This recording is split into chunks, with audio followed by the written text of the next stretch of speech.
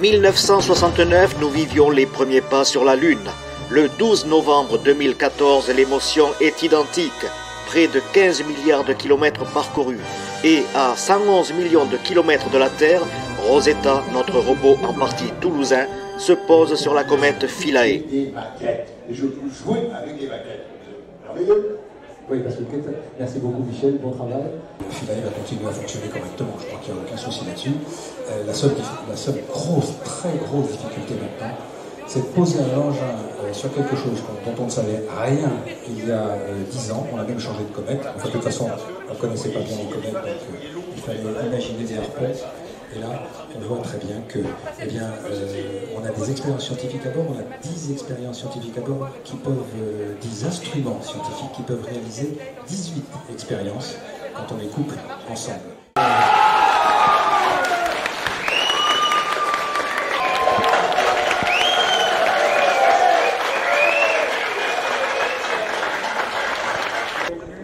Michel Chevalet, bonjour, merci de recevoir la chaîne Network Visio, on va dire un petit peu en direct. Ben oui, bonjour, ravi d'être en direct avec vous. Alors, une émotion, j'imagine, intense. Ah ben oui, attendez, vous avez vu l'événement que l'on a vécu? Pour la première fois depuis que l'humanité existe, un homme, un robot. C'est-à-dire, c'est l'homme interposé. Le robot, il est là en relais des yeux et du cerveau humain, se pose sur le noyau d'une comète. Les noyaux de comète, on en a eu.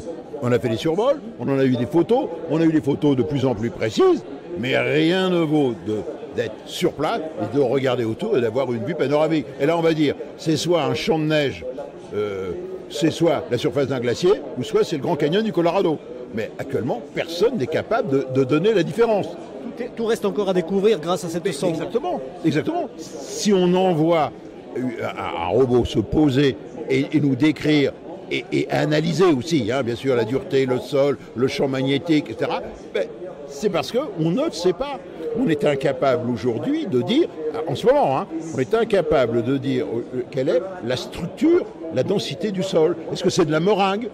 Est-ce que c'est de la neige pas tassée? Est-ce que c'est du rocher? Est-ce que c'est dur? On ne peut pas le dire. Mais là, on va le savoir à l'aide des pénétromètres et à l'aide du champ magnétique et également à l'aide des photos que va nous envoyer Philae.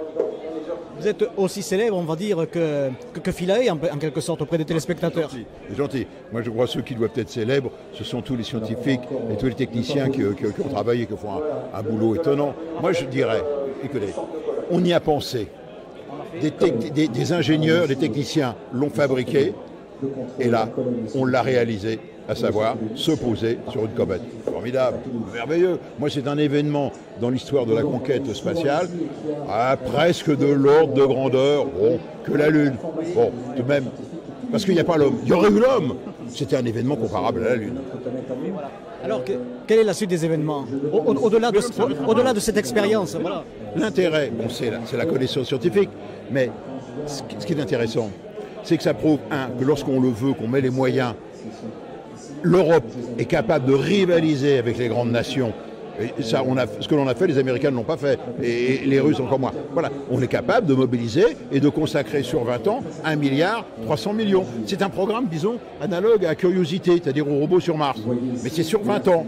Et finalement, ça fait par jour 20 centimes par contribuable français. Autrement dit, vouloir, c'est pouvoir. Vouloir donne le moteur pour pouvoir réaliser et surtout convaincre les politiques que ce n'est pas de l'argent foutu en l'air par les fenêtres. Vous œuvrez dans cette émission depuis combien d'années en quelque sorte? Ça remonte loin, n'est-ce pas? Ouais, mes premiers débuts à la télévision, j'étais professeur, j'avais du temps de libre, c'était en mai 68. On vous a vu notamment dans le train de la télé. Ah bah oui, alors on avait vu une photo d'un petit genou avec des roues flaquettes, des pattes d'œuf, on était là. Ben là, j'étais encore professeur à ce moment-là et c'était mes débuts à la télévision.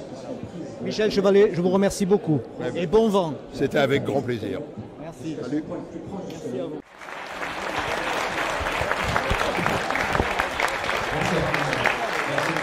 suis à la retraite actuellement et j'étais directeur des programmes d'observation de la Terre et de sciences chez Astrium Toulouse au moment de Rosetta. Donc, bien sûr, c'est une aventure que vous avez vécue dans votre chair, c'est le cas de le dire. Ah, c'est une aventure que j'ai vécue de A à Z depuis le début des études des années 90 jusqu'au lancement en mars 2004.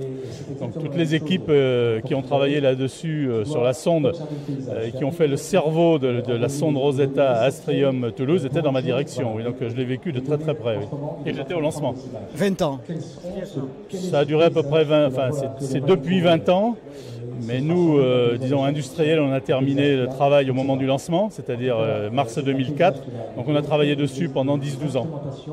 Qu'est-ce qui se passe en vous là? Qu'est-ce que vous ressentez? C'est d'abord un immense soulagement que ça ait marché, parce qu'il y avait quand même, il ne faut pas se le cacher, pas mal de risques divers et variés associés. À 500 millions de kilomètres sur une comète qu'on ne connaît pas du tout, on ne maîtrise pas. Et donc il peut se passer des tas de choses qui, par bonheur, apparemment ne se sont pas passées. Et tout s'est déroulé comme prévu. Effectivement, c'est un immense soulagement. Et après, c'est quand même une immense satisfaction de savoir qu'on a contribué à un programme de cette qualité, de cette richesse scientifique, de cette difficulté technique aussi, parce que c'était un programme techniquement très difficile. Est-ce que toute cette technicité est française? Alors on ne peut pas dire que toute la technicité est française, puisque nous on a fait le cerveau du satellite, mais beaucoup d'autres entreprises en Allemagne, en Angleterre, partout en Europe ont contribué. Mais il est vrai que cette exploration du système solaire, on en a une connaissance particulière à Toulouse, puisque Astrium Toulouse, après Rosetta, a fait Mars Express, qui est en orbite autour de Mars, et Vénus Express, qui est en orbite autour de Vénus. Donc les trois sondes du système solaire de l'ESA, de l'Europe spatiale européenne, ont été fabriquées à Toulouse. Donc il y a effectivement un know-how, une connaissance tout à fait particulière de ce genre de satellite à Toulouse. On peut être fier, il faut le dire. On est fier. Non seulement on peut, mais on est fier. Déjà, rien que les résultats de Rosetta nous rendent particulièrement fiers d'avoir contribué à ça. Je pense que toute la salle a vibré. Et ailleurs dans le monde, on a tous vibré, n'est-ce pas? C'est jusqu'à présent l'événement du siècle dans le domaine spatial. C'est un événement mondial. C'est une première qui n'avait jamais été réalisée. Donc ça y est, l'Europe l'a faite. C'est absolument extraordinaire. Ça, on peut dire que c'est un truc de ouf dans un esprit jeune, n'est-ce pas? C'est vraiment un truc de ouf, oui, comme diraient les jeunes. Oui. Merci beaucoup. Je vous en prie.